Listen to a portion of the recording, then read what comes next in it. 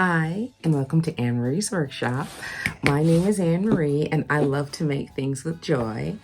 If you like to watch me make things with joy, or you like to make things with joy yourself, you have found the right place. Please like, subscribe, and share, and turn on the notification bell so that you can see when I drop new content. Well, this is my hashtag Friday Sews video, where I kind of report to you what I've been working on for the week. I love doing these videos. They were inspired by Jenny Weissner over at the Sew Creator group on Facebook. I kind of love the accountability. It keeps me on track. I make plans. Life happens. I sew a little, and then this is how it all comes up. So this is what I worked on this week. Okay, first things first. Normally there is a topic that you can begin your video on, but there's none for the month of May. We have to make our own. But Monday is my birthday, the 27th, and I will be 61 years old. And I have just been so fortunate, and I wanted to thank you, all my subscribers, for making these last few years exceedingly special. Because I've been sewing since I was 5, but this is the first time I felt so part of a huge community of people who also sew. You know how hard it is to find other people who understand your obsession with thread, fabric, and patterns and creating. So I want to thank you, and I will continue to sew as long as they let me get away with it. This week, I am continuing on with my Makers Atelier month. May is Makers Atelier month for me month. Classic designs, beautiful patterns. I had 8 million of the PDFs. Had I sewed anything?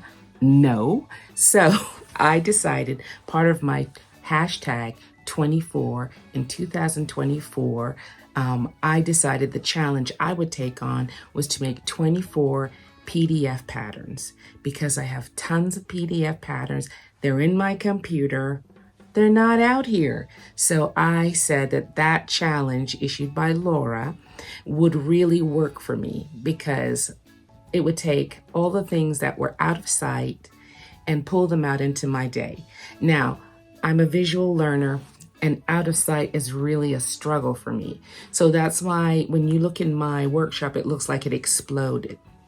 But if you look around, everything is labeled, everything is categorized, because this is what the inside of my brain looks like. If I can't see it, it doesn't focus for me. It doesn't come up for me.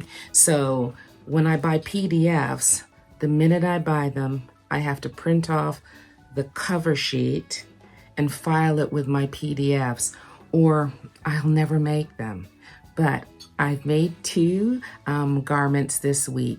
One was not really appropriate for Jamaica, but I sport sew. I sew the things I'm interested and things I like.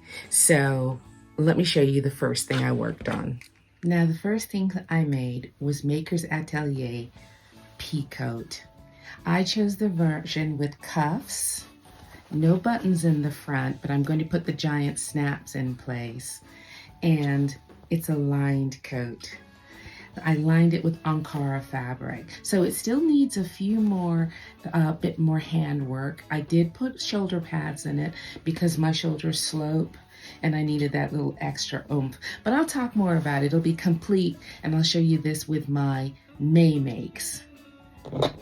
Now, some of the things I found so attractive about the make is that they were back vents, the tucked in hidden pockets, just the color. When I was a teenager in New York, I stole or borrowed my mother's aqua colored pea coat that she had from when she was a nurse in England, when she was studying. She had the most exquisite wool suits, and I loved her aqua pea coat, and I just enjoyed wearing it.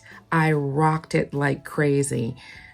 Unfortunately, when I moved away to college, I think my mom packed up my room, and I guess she thought in Houston I wasn't going to need the pea coat. So that's what happened to that pea coat. But the quality of wool clothing coming from the 60s and 50s in England, they would still be current today. They were so well made. The wool stood the test of time. The one regret I have is that I was not able to keep up with her suits and her midwifery uniforms and her cape. She had a black cape with brass buttons lined in emerald silk. That was so gorgeous. I loved it to death, but it wasn't that important to her, so I wasn't able to keep up with this. So I feel kind of close to her by being able to make a new pea coat in a close color. All right, so this is what I did next. Now this is Maker's Atelier Tiered Blouse. I think it's just lovely. Now these are two fabrics that I picked up, remnants of them at Ping's, and I thought they would work nicely together. Only thing I might change my mind, I was not able to match this color lilac to these buttons. And I think I would have liked these 4 buttons to be the same color. Whereas these bottom buttons at the bottom are such a good match.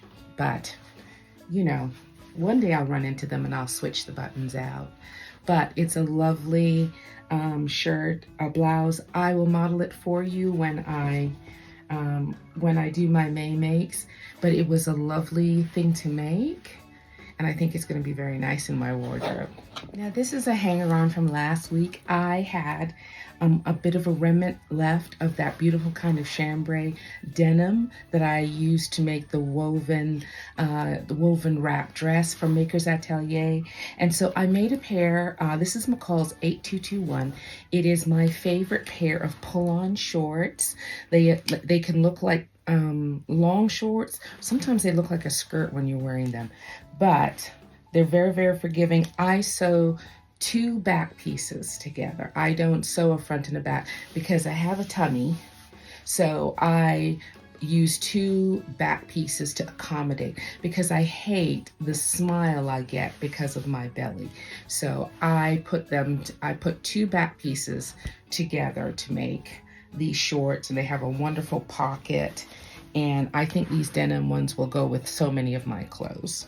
Now this week I only have 2 things that I got, kind of a very small haul. I went searching at Ping's for some shoulder pads, and I was also looking for black linen.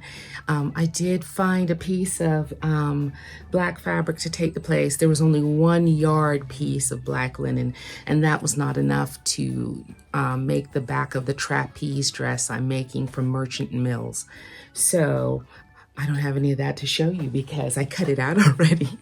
And then when I was back there looking for what I was supposed to look for, I found this blue and white, beautiful woven, it's like almost a very tiny Glen plaid. And it was going for about $2 a yard. I couldn't figure it out. It was 60 inches wide. It's a cotton blend. There was a watermark along the bottom third of the roll. So on a whim, on a chance, I purchased 6 yards of this. I think could be, let's see. It is 72 inches wide. And I washed it and hung it out to dry, and the watermark is gone. So I'm quite pleased with it. It's crisp enough to make a lovely summer suit or a summer dress or something like that. So I'm going to fiddle around with that, and I will let you know.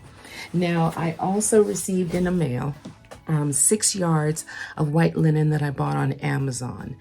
And I have to let you know, it is true linen. There is no blend. It is absolutely linen. Now, here's the thing. I don't have anything to show you because I am working on Vogue 2031.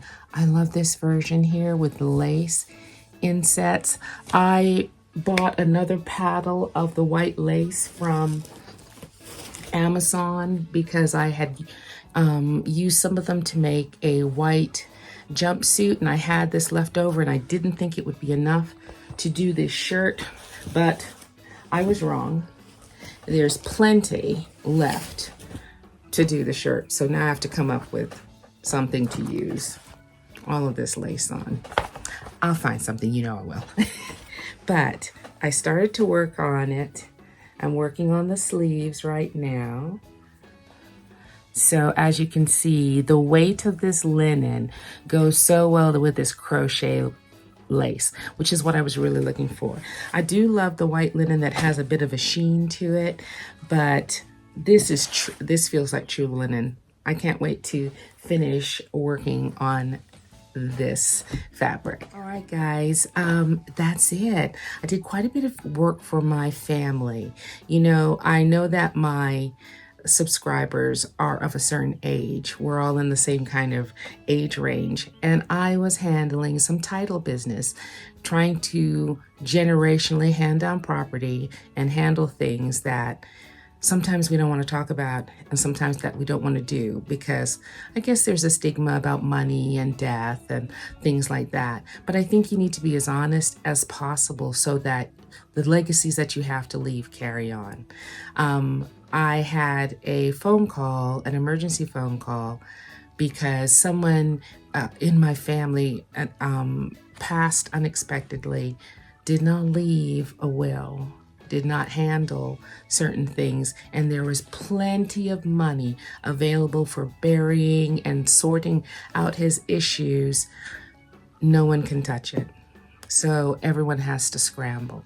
So I don't mean to be a Debbie Downer, but handle these things. Have honest and frank conversations with your family about what you want to happen, how you want to live, how you want to pass down things. That's just my birthday gift. So my birthday advice is, you know, just stare it in the face, and it's better to make plans. It's better to make plans. Alrighty, we'll see you next Friday. Hope everything is going great for you. Hope you're getting to sew. I hope you haven't been hit with bad weather. We were bracing for storms here in Jamaica, and it just shifted to the left and went to Haiti and the Dominican Republic and the ABC Islands. So we're fine. We're fine. So we were lucky this time. I hope you all are doing well, and we'll see you next week. Bye-bye.